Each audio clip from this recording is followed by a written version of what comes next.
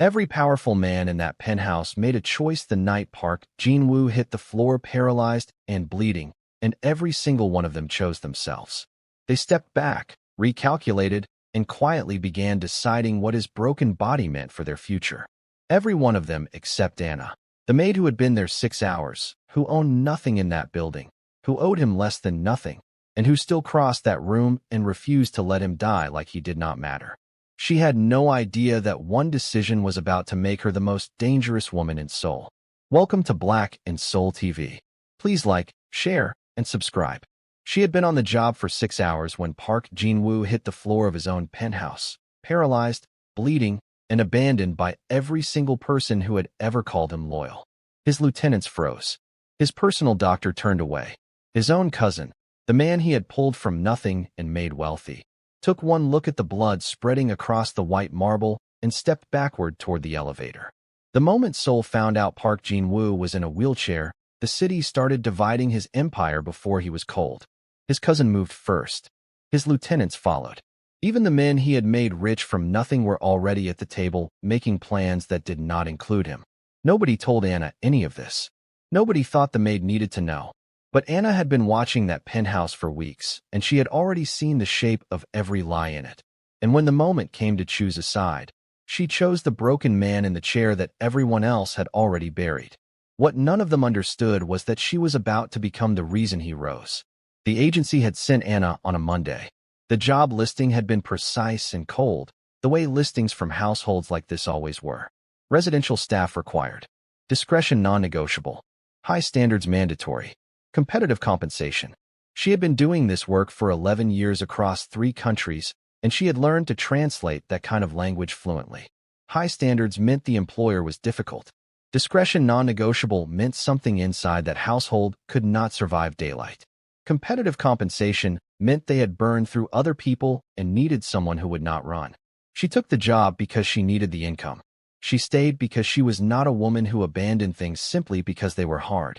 Mrs. Yoon met her at the service entrance with the face of a woman who had spent years perfecting the expression of someone who has seen everything and reacted to nothing. She walked Anna through the penthouse with military efficiency, naming rooms, outlining duties, reciting rules.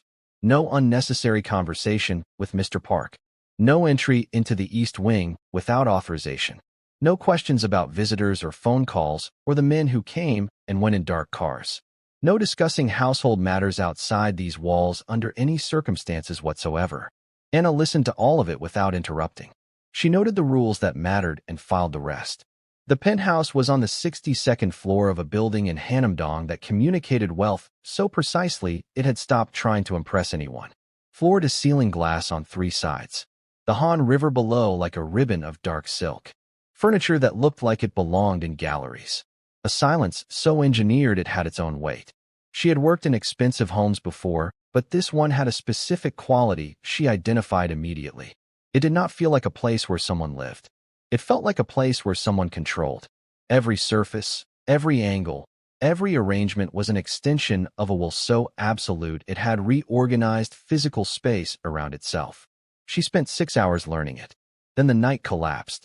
They brought him in through the private entrance at 2:40 in the morning. She heard the commotion from the east corridor and came out to find the penthouse flooded with men she had not seen before, moving fast, speaking over each other, filling the space with the particular chaos of people who are used to being in charge discovering they are not in charge of this. 2 doctors arrived 11 minutes later. They moved through the crowd to the main reception room, where Jin-woo was on the floor. She pushed through to see. He was face down on the white marble. The suit he wore had probably cost more than her monthly salary, and it was ruined. 2 bullet wounds. His spine had taken impact from the car that rolled after the shooting. The pieces of that story assembled themselves from the fragments of panicked conversation around her. The doctors knelt. The men stood back. His personal physician was on his phone by the window. His cousin, a large man in a gray jacket whose name she would learn later was Sung Min, stood near the elevator bank with his hand pressed to his mouth, and his eyes moving around the room in a way that had nothing to do with concern and everything to do with calculation. She looked at the floor beside Jin-woo where there was still space nobody was filling. She crossed the room and knelt. She did not know him. She did not owe him anything. She had been in this building for 6 hours. But he was a man on the floor in the worst moment of his life, and the space beside him was empty, and she had never been able to walk past empty spaces that should not be empty. She took his hand. He was unconscious. He did not know, but she stayed there with her hand around his until the doctors finished their initial assessment and told her she could step back. She stepped back. She did not leave the room. Nobody noticed the maid. Nobody ever did. That was the first night. The verdict came on the third day. Spinal injury. Severe. Incomplete, but the incompleteness was not particularly generous. Wheelchair. Uncertain prognosis. No guarantees of recovery, partial or otherwise.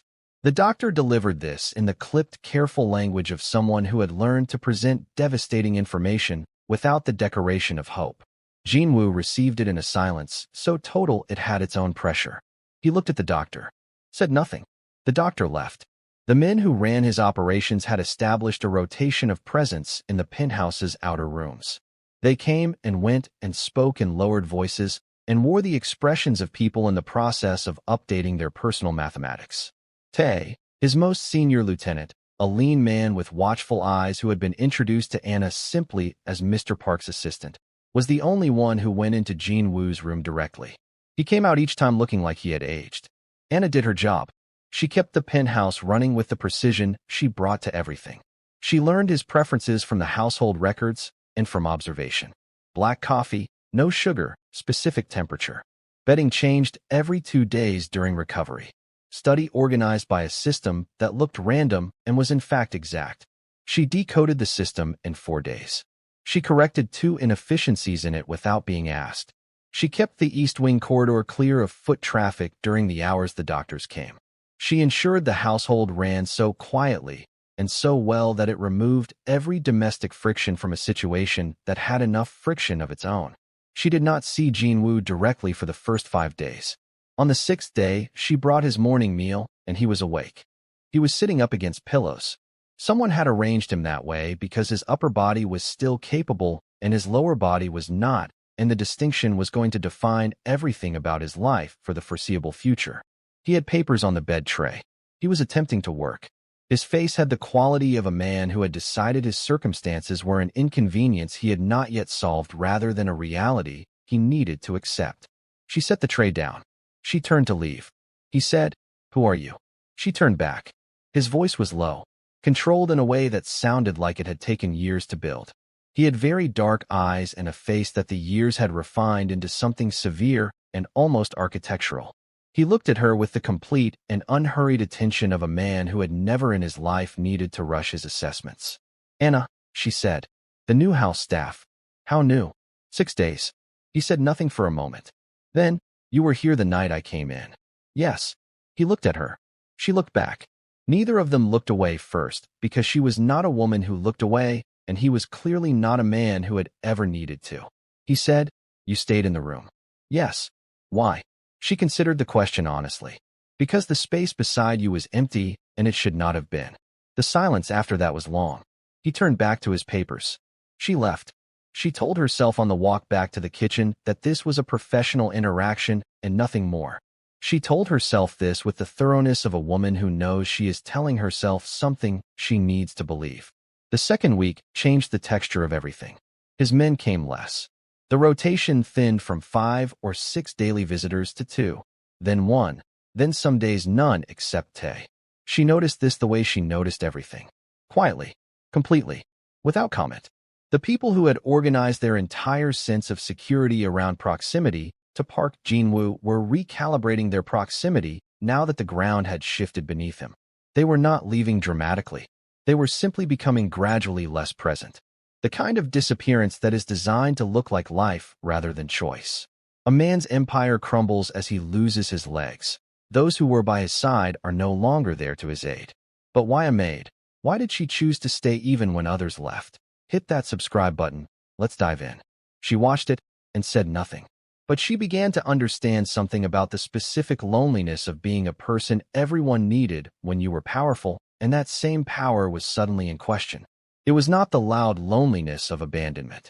It was the quiet kind. The kind that fills rooms that used to be full. She brought his lunch on a Wednesday and found him at the window, not in the bed. He had transferred to the chair at some point in the morning and positioned himself facing the river, and was sitting with the stillness of a man who was not finding peace in the view, but could not look away from it either. She set the tray on the table. She did not immediately leave. He said, without turning, I told Mrs. Yoon I would take meals alone. She said, Mrs. Yoon relayed that. Your coffee will go cold before you turn around. He turned around then. He looked at her standing in the room with the particular expression of a man who was not accustomed to staff who used their own judgment about when instructions applied. She said, You have not eaten since yesterday morning. Your recovery requires consistent nutrition. I take my responsibilities seriously. This is not your responsibility. She looked at him steadily. You are in my care in this household. That makes it my responsibility. Something moved behind his eyes. Not warmth exactly. More like recognition. The particular expression of a person encountering a quality they understand because they share it. He looked at her for a moment longer. Then he picked up the coffee. She stayed until he had eaten enough to matter. Then she took the tray and left without ceremony and without looking back, which cost her something she was not prepared to examine. The third week, he started talking to her properly. Not personally. Not with anything that could be described as openness. Instructions first, delivered in the same controlled, precise voice he used for everything. The filing in the study needed a different cross-reference system. The household accounts needed a separate column for operational expenses. The temperature in the East Corridor needed adjusting by 2 degrees. She handled all of it without comment or question, and this appeared to create in him a degree of functional trust because the instructions became observations and the observations became, somewhere around the 20th day, actual exchange. He asked her once how she had learned to move through a household without disrupting it. She told him it was not learned exactly. It was a quality that had been required of her so consistently that it had eventually become simply what she was. He was quiet after that in the way of a man turning something carefully in his hands. She learned him the way she learned every space she worked in. Thoroughly and without sentiment and with complete attention. He had a mind that moved fast and hated stillness, which made the paralysis a specific and sustained cruelty. He had been a man whose power was physical as much as strategic. The room he commanded when he entered it. The stillness he could impose on other people through presence alone. All of that had been taken without warning, and the precise shape of what that had done to his sense of himself was visible to her even when he worked very hard to make it invisible. She did not offer him false comfort. She had watched others attempt this and watched his face close every time with the efficiency of a man locking a room. What she did instead was treat him like a person who was still entirely and completely capable. She asked his opinion on the household budget restructuring and implemented his corrections exactly. She brought him information that required his attention and waited in silence while he processed it rather than filling the silence with reassurance he did not want. She organized his study so that everything he needed for a full working day was within reach from the chair. She arranged his schedule documents so the week ahead was always visible at a glance. Small architectural changes in his environment that said without words, you can still do this. All of it. From here. He noticed. She knew he noticed because the instructions stopped having the slight edge of a man testing whether she was competent and became simply the communication of a man who had decided she was. Sung-min arrived on a Thursday evening 5 weeks in. She had heard the name before. Jin-woo's cousin. Raised alongside him. Given positions and resources and protection for years on the strength of a family bond, Jin-woo had clearly honored more fully than it deserved. She served tea in the sitting room and read the texture of that conversation the way she had learned to read rooms. Sung-min was warm in the performed way. His concern for Jin-woo came out of his mouth fully formed and unconvincing. He talked about the organization, about decisions that needed making, about the reality of Jin-woo's condition and the importance of rest and the necessity of capable people managing things while he recovered. Jin-woo said, I am not recovering. I am working. Sung-min's smile was patient in the way of a man who has already made plans and is simply waiting for the other person to catch up to them. Cousin, the organization requires physical presence. That is simply the reality of what we do. She was collecting cups from the side table. She did not look up, but she felt Jin-woo's eyes find her for just a moment before he looked back at Sung-min. He said, the organization has my full direction. Nothing changes. After Sung-min left, she was finishing the sitting room when Jin-woo appeared in the doorway. He looked at her with those dark eyes and the expression that gave almost nothing away. Almost. How much did you hear? He said. Enough, she said. And she folded the cloth in her hands carefully. She said, a man who smiles that warmly while telling you to rest is not worried about your health. Park loses everything including family, yet only a stranger is there to comfort him. Do you think she is there with him because she has feelings or because she feels pity? Hit that subscribe button and answer in the comments. He held her gaze for a long moment. Then he said, no, he is not. The following days confirmed what she had already understood. Sung-min was not waiting for Jin-woo to recover. He was waiting for Jin-woo to be distracted enough by recovery that the ground could be shifted beneath him. She saw it in the way certain lieutenants stopped coming to the penthouse and started going elsewhere. She saw it in the phone calls they took with increasing tension and decreasing information shared. She saw it in the fact that Sung-min's visits became more frequent and each one left Jin-woo slightly more contained and controlled than the last, which in her experience of him meant he was getting angrier and managing it more carefully. She brought him tea one evening when the penthouse was quiet and the city was loud below, and he was sitting at his desk with papers in front of him that he was not reading. She set the tea down and turned to leave, and he said, sit down. She sat. He said, without looking at her, do you know what it costs to build something from nothing? She said yes. He looked up then. She said, I spent 4 years building a household management business in London. Small but mine. A business partner I trusted completely dissolved the company while I was in Lagos visiting my mother. Took the contracts, the client relationships, the name. Legal. Untouchable. She met his eyes. I came to Seoul because starting over in the same city where you lost everything is its own particular kind of punishment. He was quiet. She said, I am not telling you this because I think our situations are the same. I am telling you because you asked what it costs and I know the answer. It costs more than the thing itself. It costs the version of yourself that believed the world was organized the way you thought it was. He said nothing for a long time. Then he said, and what comes after that? She said, a cleaner version of yourself. If you let it. He looked at her with an expression she had not seen on him before. Open at the edges. Like something held very tightly for a very long time, had shifted fractionally. He said, sit down, Anna. He gestured at the chair across from him. Not toward the door. Across from him. She sat. They talked until the city outside had gone from loud to quiet to the specific silence of 3 in the morning. Not about the organization. Not about Sung-min or the lieutenants or the empire balancing on the edge of a decision. About what it meant to build something real. What it revealed about the people around you when the foundation cracked. What you kept and what you let go and how you knew the difference. She talked. He listened with the complete attention he gave to everything that mattered, which she had come to understand was his version of saying you matter, delivered without words because words were not the primary language of a man like Jin-woo.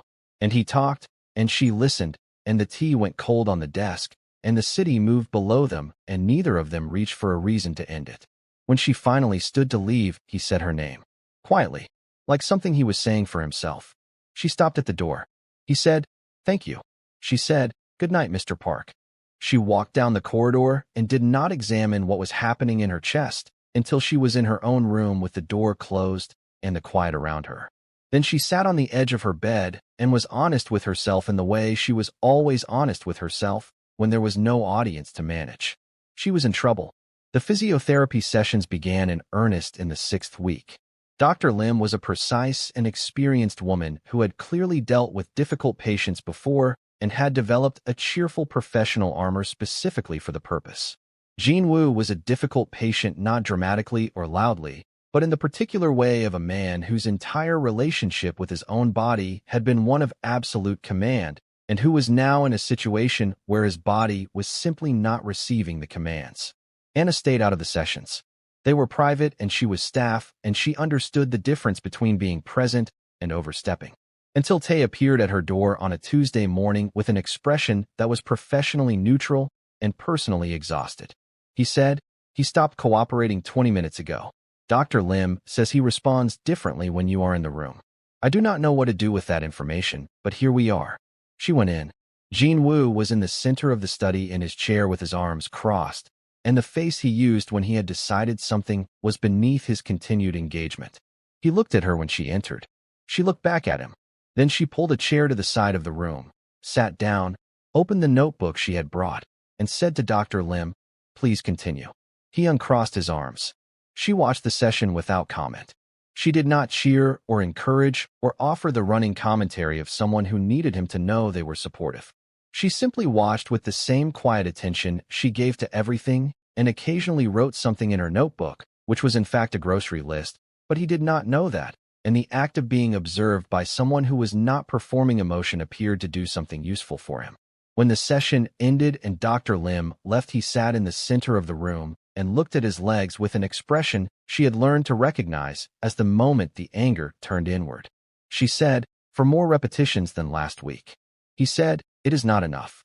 She said, "It is more than last week." "That is what enough means right now." He looked at her. The light came through the river windows and lay between them on the floor. He said, "Does it not exhaust you?" "What?" "Staying," he said. "Everyone is calculating their distance. You make tea and correct my filing and sit in physiotherapy sessions." He said it without self-pity. As a fact, he was examining from the outside. "Why?" She held his gaze. She said, "Because you have not given me a reason to leave. And I do not leave without a reason." He held her eyes for a long time. Then Sung-min made his move. It happened on a Friday. She was in the kitchen at 7 in the evening when Tae came in moving fast with a controlled fury that she recognized immediately as the expression of a man delivering information he does not want to be the one delivering. He said, "Sung-min called a full organization meeting tonight. Every lieutenant. Without authorization. He is positioning himself as acting head. He has 3 of the senior lieutenants already committed. He is filing documentation claiming Jin-woo's condition constitutes incapacity." She set down what was in her hands. "Does he know?" she said. "Not yet." Tae's jaw was tight. "I am going to tell him now." She said, "I am coming with you." Tae looked at her for a moment. Then he stepped back from the doorway. Jin-woo received the information with a stillness so absolute, it was almost a physical thing in the room. He sat behind his desk and listened to every word, and his face showed nothing. When Tae finished, the silence lasted long enough that she could hear the city 60 floors below. Then Jin-woo said, "Call a full meeting. Every lieutenant. Every senior member. Tomorrow morning. 9 o'clock. Tae said, "Jin-woo, Sung-min has been building this for weeks. The numbers may not be."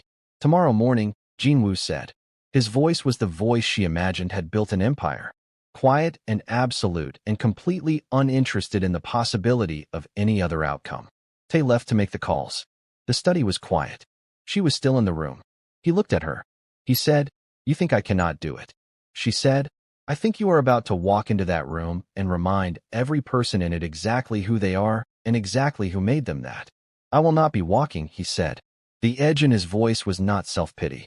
It was fury turned inward. She crossed the room. She stopped in front of his chair. She looked down at him, and he looked up at her, and she said, "The chair is not what they follow, and you know that. They follow the mind that built what they have. They follow the name that protects what they own. They follow the man who has never once in 7 years made a decision that cost them more than it earned." She held his gaze. "You know every person who will be in that room tomorrow. You know what they want and what they fear and what they have to lose. Use it." He looked at her for a long moment. Something in his expression shifted. Not softened. Resolved. Like a decision being made and locked into place. He said, "If this works." She said, "When?" The corner of his mouth moved. The almost smile she had catalogued and filed and taken out to examine more times than was strictly professional. He said, "When this works, I am going to need you to redesign the entire filing system." She said, "I already did. 2 weeks ago." He laughed, short and genuine and surprised out of him. She had not heard him laugh before. It did something to his face that undid all the severity and showed her something younger underneath. She stood there for a moment longer than she needed to. Then she said good night and walked out before either of them could do anything about the distance between them that had been disappearing for weeks. She did not sleep. She moved through the penthouse in the early hours doing things that did not need doing. She reorganized a pantry that was already organized. She polished mirrors that were already clean. She stood at the kitchen window at 4 in the morning with a cold cup of tea and watched the river and thought about a man in a chair who was going into a room full of wolves tomorrow with nothing but his mind and his name and the absolute refusal to be anything other than himself. She thought about the moment he had looked up at her and said when instead of if and the quality of certainty in it. She thought about a lot of things she did not have clean words for yet. Tay called at 11:43 the next morning. The meeting had started at 9. 2.5 hours. She had been counting. 3 words. It is done. She sat down at the kitchen table and put her face in her hands and breathed for a long time. Jin-woo came back at noon. 2 lieutenants she recognized accompanied him to the elevator and left. The penthouse was quiet. She heard his chair in the corridor and walked out to meet him. He looked tired in the deep, specific way of a man who has fought something real and won at a cost. But he also looked like himself. Fully, completely, unmistakably himself. The authority that had nothing to do with whether he was standing. He saw her in the corridor. He stopped. She said, "Tay called." He said, "Sung-min is out of the organization. Out of the city by tonight." She said, "Good." He moved down the corridor toward her and stopped close. Closer than was professional. She did not step back. He looked at her with those dark eyes that she had been studying for 2 months, and that still showed her new things. He said, "I told you once that everyone around me calculates their exit." She said, "I remember." He said, "You are the only person in 2 months who has moved in the opposite direction every single time." His voice was quiet and even and completely direct. "I need you to know that I see that. I need you to know that it is not something I take lightly or intend to take for granted." She looked at him. The corridor was quiet. The city was below them. She said, "It is not something I offered lightly." He reached out and took her hand. Just that. His thumb moved across her knuckles slowly. She felt it everywhere. She said, "This is complicated." He said, "I know." She said, "I am your employee." He said, "Not for much longer if you are willing." She looked at him for a long time. This man who had been the most feared person in Seoul, and who looked at her now like she was the only thing in the room that mattered. This man who had been broken down to the foundation and had been building himself back differently. Better, with the patient and brutal honesty of someone who had been forced to see clearly. She turned her hand over in his and held it. She said, "I am willing." The months that followed were theirs in every sense. His recovery was non-linear and demanding, and there were weeks that were harder than others and weeks when sensation returned in fragments that felt like grace. She was there for all of it, not performing support, simply present in the way that costs something real and that she had decided long ago the right people were worth paying for. He was possessive in the way she had expected and managed with the same precision he brought to everything. A man at a business dinner held her hand too long during an introduction, and Jin-woo was at her shoulder within 30 seconds with his hand at the small of her back and a smile that communicated exactly nothing warm to the man in front of him. The man found a reason to be elsewhere almost immediately. She said to Jin-woo in the car afterward, "You cannot place yourself between me and every man who looks at me incorrectly." He said, "I am not doing it for every man. Just the ones who need to understand something." She shook her head. He watched her from the other side of the car with the particular expression that meant he was completely unrepentant and fully aware of it. She looked out the window and fought a smile the whole way home. He proposed on a quiet Tuesday evening in the study. No performance. No grand arrangement. Just the two of them in the room where they had first talked honestly, city lights low through the windows, her reading across from him watching her with the attention he had stopped pretending was about anything other than what it was. He said her name. She looked up. He said, "Marry me." She closed the book slowly. She looked at him. The man who had come home broken on the night she arrived. The man who had been abandoned by everyone who owed him loyalty and had rebuilt himself in the presence of a woman who owed him nothing and stayed anyway. She said, "You are not even going to attempt one knee." He said, "When I can do it properly, I will do it again. And mean it just as much." She stood up. She crossed the room.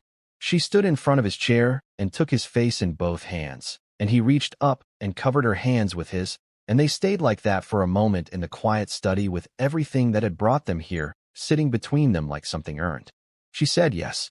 6 months later, in a small garden outside the city with 20 people and no media, and the Han River visible beyond the walls, Anna wore white and walked down an aisle lined with people who had watched this story from close enough to know what it had cost. Jin-woo was at the front. He was standing. She stopped walking when she saw it. Her hand went over her mouth. He had been practicing for 8 weeks. In secret, Dr. Lim and Tay sworn to silence. She had not known. He stood at the front of that garden with a walker and the expression of a man who had decided this moment was worth every impossible and brutal and humbling thing he had fought through to reach it. She walked to him. She took his hands. His were steady. Hers were not. The officiant said the words that had been said at every wedding since people decided love deserved ceremony, and Jin-woo looked at her through all of it with the full and complete attention he had given her from the very first morning she had refused to leave his room until he ate. He said "I do" in a voice that carried. She said it back in a voice that broke slightly and recovered. They kissed in the morning light while the people who loved them made noise, and the river ran on below, and the city that had once tried to bury Park Jin-woo moved through its ordinary Friday entirely unaware that the most feared man in Seoul was standing in a garden in the sunshine, holding the hands of the woman who had refused to let him be alone on the floor. A year after the wedding, Anna stood in the kitchen of their home, smaller than the penthouse and more real in every way that mattered, and looked at the test in her hand for a long time. Jin-woo came in. He read her face before he read anything else, which was something he had always been able to do and which still caught her off guard sometimes. He said, "What is it?" She crossed the room and put the test in his hand. He looked at it. The silence was long. She watched everything move through his face, the shock first, and then something vast and quiet rising beneath it. Something that had no name in the language of the man he had been before all of this, but that the man he was now received completely. He looked up at her. She said yes. He pulled her in with the arm that was not holding the test, and she went into him and put her face against his neck, and they stood in the kitchen of their chosen life, while Seoul moved outside indifferent and loud and entirely unaware of what was happening inside this silence. She had been on the job for 6 hours when everything changed. She had not known it then. She was a woman who had shown up for work and found a man on the floor and had done what she always did when she found empty spaces that should not be empty. She had filled them. She had not known that the space beside him would become the most important place she ever stood. She had not known that staying, the simple radical act of not leaving, would become the thing that changed them both. He had been the most feared man in Seoul. She had been the woman who stayed. And in the space between those two things, in the long, quiet hours of recovery and honesty and late nights and small, fierce acts of loyalty, they had built something neither of them had ever had before. Something real. Something chosen. Something that had survived every person who tried to take it apart and come out the other side stronger for having been tested. She had been on the job for 6 hours. She stayed for the rest of her life. And it turned out that was exactly enough. If you enjoyed the story, please like, share and subscribe to Black and Soul TV, and stay tuned.